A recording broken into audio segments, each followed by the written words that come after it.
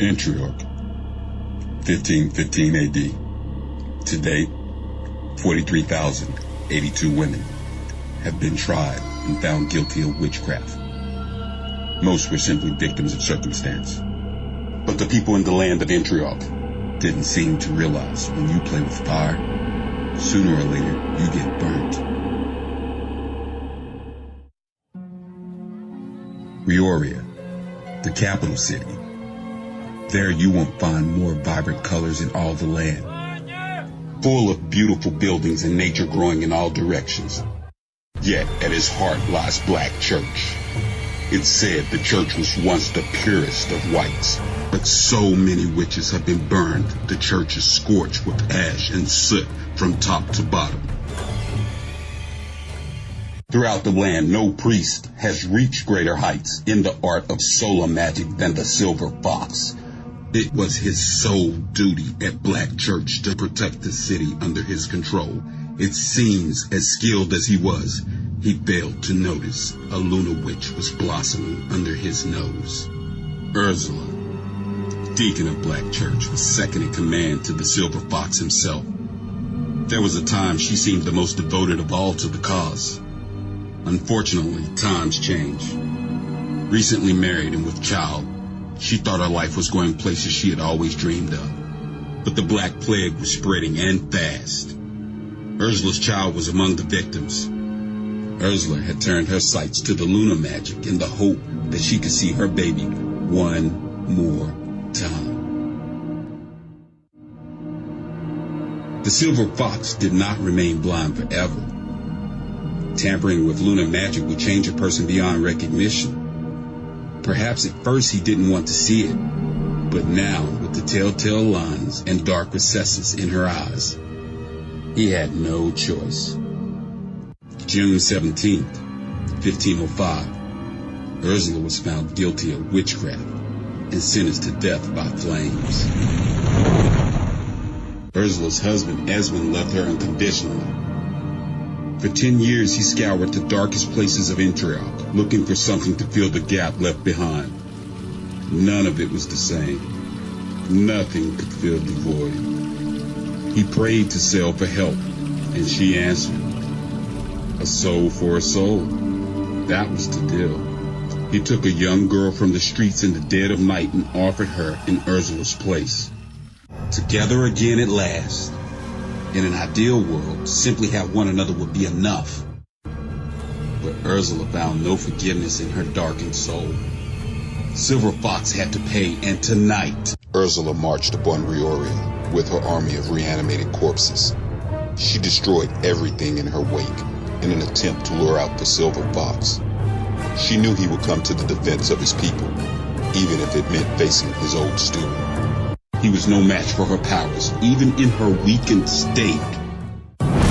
He was left dying in the latest Deacon Kinsley's arms. Ursula was carried off by Esmond after vowing revenge to kill all who stood in her way, to reanimate her child, and to shroud the land black with ash.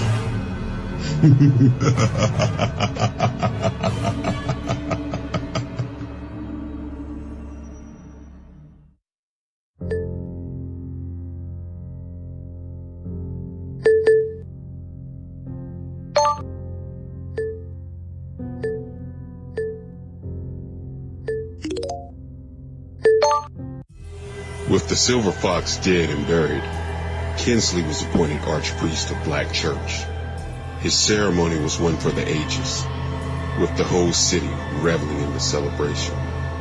Yet Kinsley knew Ursula was still out there, somewhere, veiled in the darkness.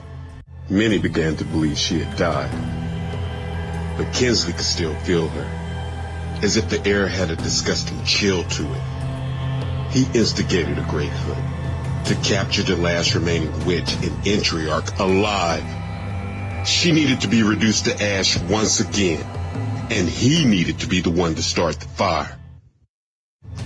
Hundreds of soldiers banded together and set out, searching the land for any trace of her. But Ursula had recruited her own army, those that had seen the real power of lunar magic.